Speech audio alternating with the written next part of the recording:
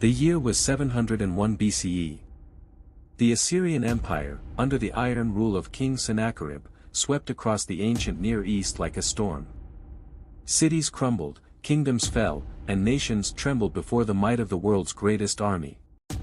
Among the Assyrian conquests stood the defiant kingdom of Judah, ruled by Hezekiah, a young but resolute king. Hezekiah's heart was heavy as he stood on the walls of Jerusalem, his gaze fixed on the horizon. The ground trembled beneath the march of tens of thousands of Assyrian soldiers, their armor glinting like fire under the blazing sun. Messengers had already brought word of their devastation. Lachish, one of Judah's fortified cities, had fallen. Now, the enemy turned its gaze toward Jerusalem, the holy city. Sennacherib, confident in his inevitable victory, sent his commander, Rabshakeh, to deliver a message of intimidation. Standing outside the city walls, Rabshakeh's voice thundered, carrying his words to the defenders and citizens cowering behind the gates. "Do not let Hezekiah deceive you," he proclaimed. "No god of any nation has been able to save its people from the hand of the great king of Assyria. What makes you think your God will deliver you?"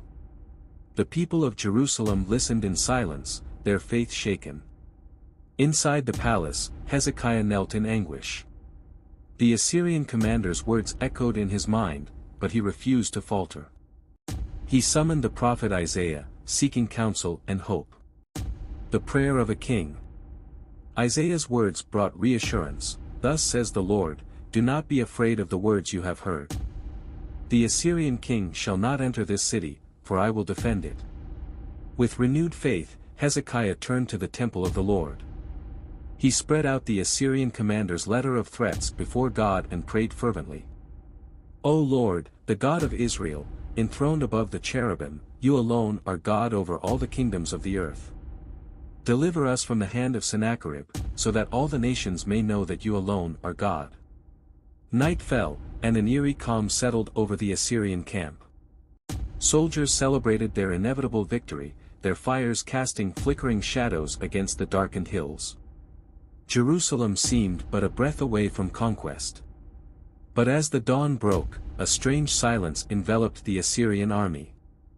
Hezekiah awoke to the news: the enemy camp lay in ruins.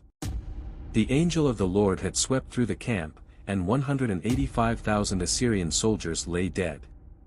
Panic spread among the survivors, and Sennacherib, humiliated and defeated, retreated to Nineveh. Jerusalem was saved, not by the strength of its walls or the might of its army, but by the faith of its king in the power